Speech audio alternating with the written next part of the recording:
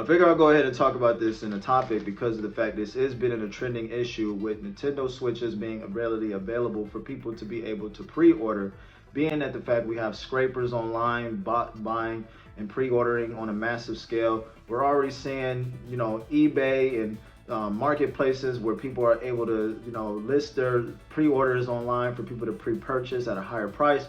And unfortunately, the people that are wanting to get a Switch, unfortunately, we're not able to get one due to the fact right now there is a limited quantity for people to be able to pick up their Switch. Now, I am definitely hopeful that the fact that we will probably have some pre-orders down the line before June 5th as of the time of the release, as there has been some rumors that the fact that there may be a possibility of delay. Actually, Nintendo actually announces this, that they may be not having the ability to be able to release all of the pre-orders that are available for people that did pre-order on Nintendo. However, for myself, I did actually pre-order my Nintendo Switch at GameStop today, and I was very fortunate to do so because I actually almost talked myself, actually, in fact, of waiting later on that evening, but they only had a limited quantity when I went up to the store.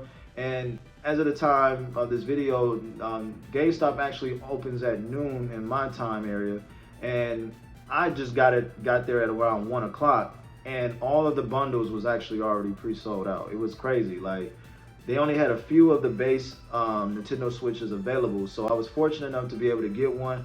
I thought that I can be able to purchase a second one just because I have a family of 5, and my kids would definitely wanted to get one themselves, but obviously they only told me that for the sake of not being able to potentially scrape another Switch, they only can allow one person per household or per GameStop membership to purchase a Switch. And even if you decide to go to another store and purchase, it's all registered on your GameStop Pro membership. So I tried to do that and it didn't work either. So just to let you guys know, as probably at this time of this video, it's probably likely that all of the Switches are probably pre-sold from the pre-order that was released today. But nonetheless, I did go ahead and put down 50 bucks so that you can actually do for your pre-order, and then I went ahead and got the base version, and with a copy of Mario Kart.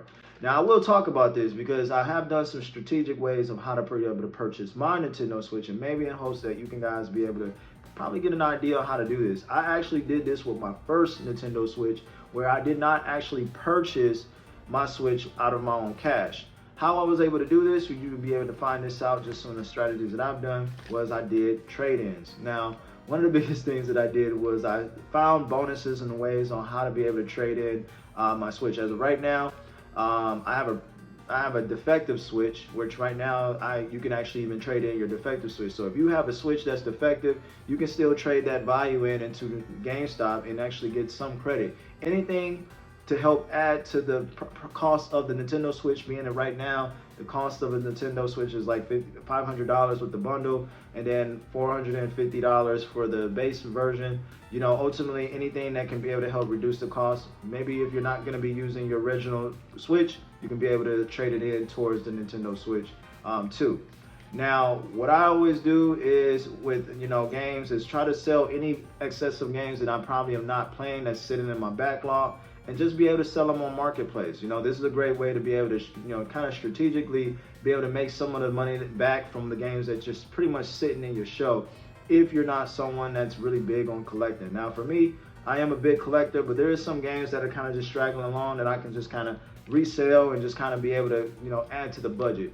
Now, because I do run a business, credit cards, credit card rewards, things like that, where you can be able to have the access to be able to use some of the credit cards points to be able to purchase your actual Nintendo Switch 2. And that's actually what I'm doing as well. I got a credit gift cards that I get from just using my credit card that I get rewards for, and from the money that I've accumulated over the years, over the past year, I've been able to save all those gift cards and just be able to just do that. So I'm actually not even paying for my Switch outright in my own money. And I know a lot of people are pretty upset with the cost of the games, but look, man, we already knew that Nintendo was going to come out with a new Switch. 2025, about 2026 was already possibly around that time frame when we were going to get a Nintendo Switch 2 coming out. So it just kind of makes sense, like, to kind of pre-save to make sure that you have the necessary budget to be able to purchase this actual console where it's not breaking your household budget, you know. And I already kind of figured it was going to cost anywhere between $400 to $500, which I'm definitely grateful that the fact that they did offer the bundle with the game for the price of for $500. But you know, most people have a mixed bag with the games being $80. I know with Nintendo, with Mario games and particularly, Mario games do hold a lot of value. So I know a lot of people have an issue with the price of the game.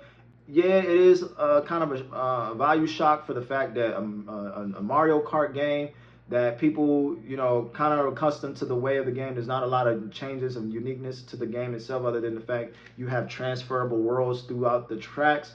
But the fact is that, you know, Mario is one of those games that's going to hold value long term. And for the amount of time that you're going to be invested into playing that game, you have to really calculate the time invested versus the cost of the game. Mario Kart is going to be one of those games that's going to be timeless for the duration of the generation of this console. So many people are going to be playing this game, and it's probably one of the best selling games that's going to be on the console, just as it was for the Nintendo Switch 1.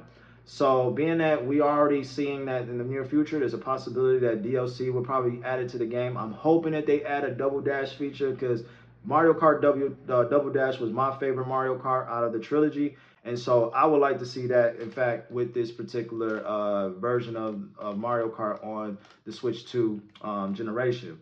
Now, all I can say is this, guys, is that let's just be hopeful. I know we had the same issue with Switch 1 where the pre-orders was actually was hard for people to get access to a pre-order, but down the line they did release more access for people to get a pre-order as the time got close for the release of the Switch 1 coming out. And that what I did remember.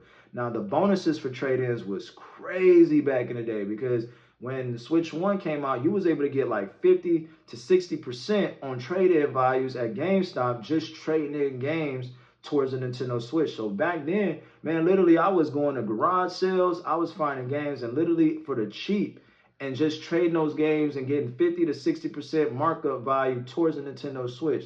So just be looking out for that, or just even in a sense, just reselling some of your games that you may not be playing anymore. This is another way to help reduce the cost.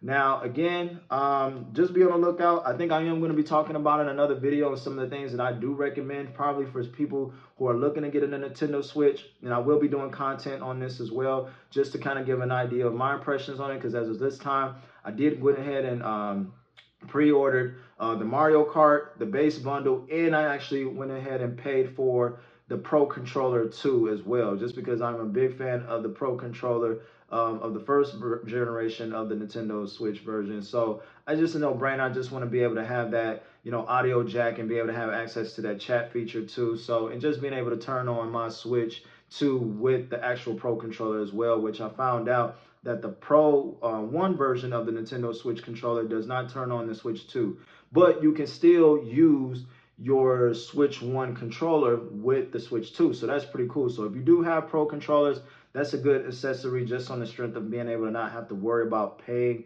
another controller. But if you got the budget, you know, and you got extra cash to just kind of invest into a controller for the part 2 of the Switch, then it's just a no-brainer to do that, which that's what I'm gonna do. And I'm gonna give you guys my update impressions of the console itself. So definitely be looking out here on this channel. I definitely want to, you know, give you guys updated news on this particular console because I am a big Nintendo fan. I got all the variations of the Nintendo Switch in my house here, and it's just kind of just been one of my favorite hybrid consoles of this generation, just because of the fact it does give you the convenience to just obviously play anywhere where you go, and then on a TV, and then it's just a family fun console that my kids enjoy as well.